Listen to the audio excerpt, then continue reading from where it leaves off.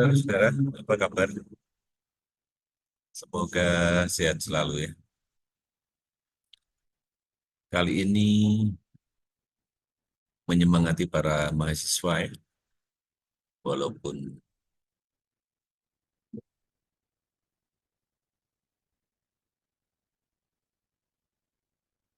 bisa dikatakan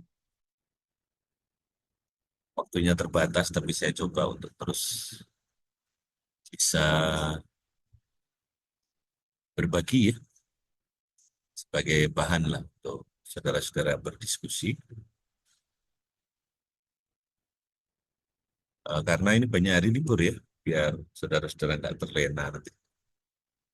Oke, kita mencoba melihat bagaimana Pancasila sebagai dasar pendidikan hak asasi manusia.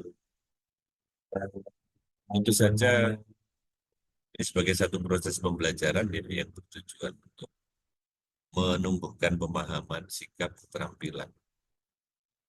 Kalau di awal saya berikan skill ya, diawali dengan knowledge dan disposition ya. Di sini kita nanti ada fokus ke nilai-nilai universal. Ada kebebasan, keadilan, kesetaraan, dan martabat sebagai manusia ya. Nah di sini kalau saudara melihat filsafat Pancasila ya, pada sila pertama nanti tentunya kebebasan untuk beragama, keyakinan. Kemudian pada sila kedua nanti ada hak hidup ya. Nah, di situ manusia punya martabat. Dan seterusnya ya, nanti slide ini saya bagikan.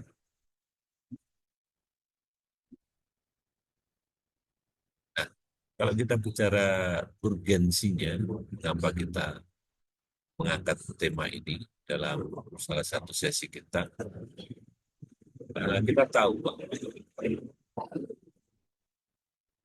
di seluruh dunia ya masih banyak pelanggaran-pelanggaran yang dicatat ya,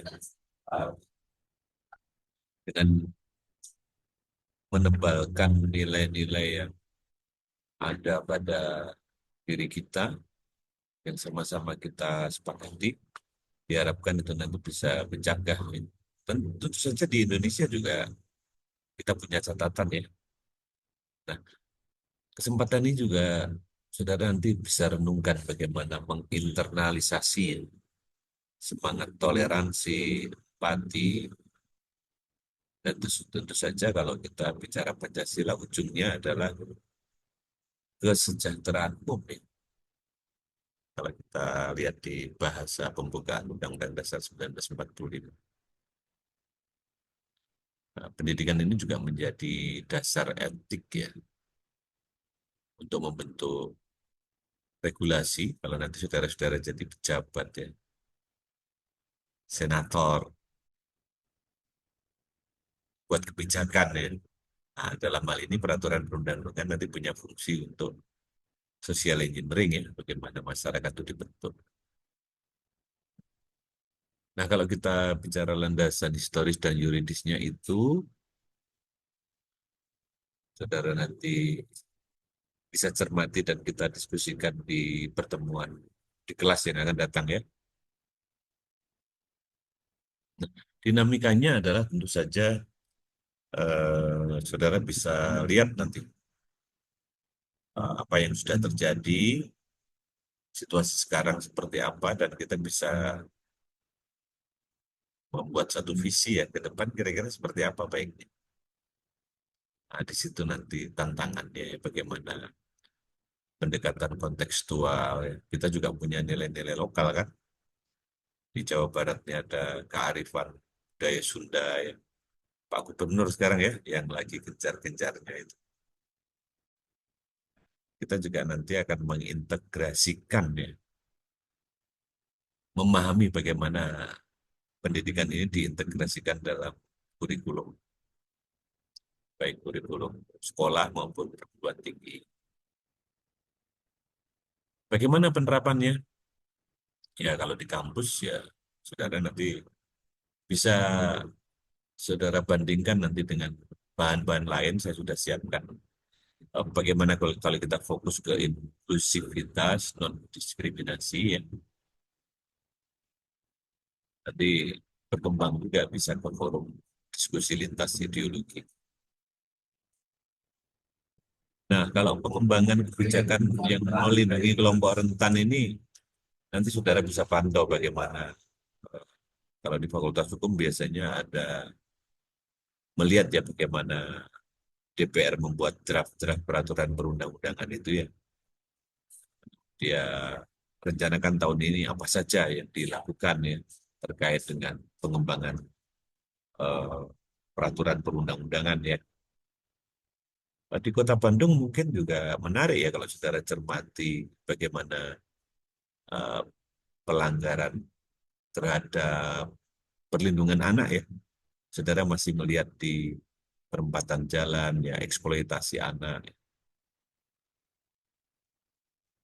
Nah, saya melakukan ini ya, buat konten seperti ini sebenarnya juga memotivasi saudara-saudara biar kita tidak sendirian ya.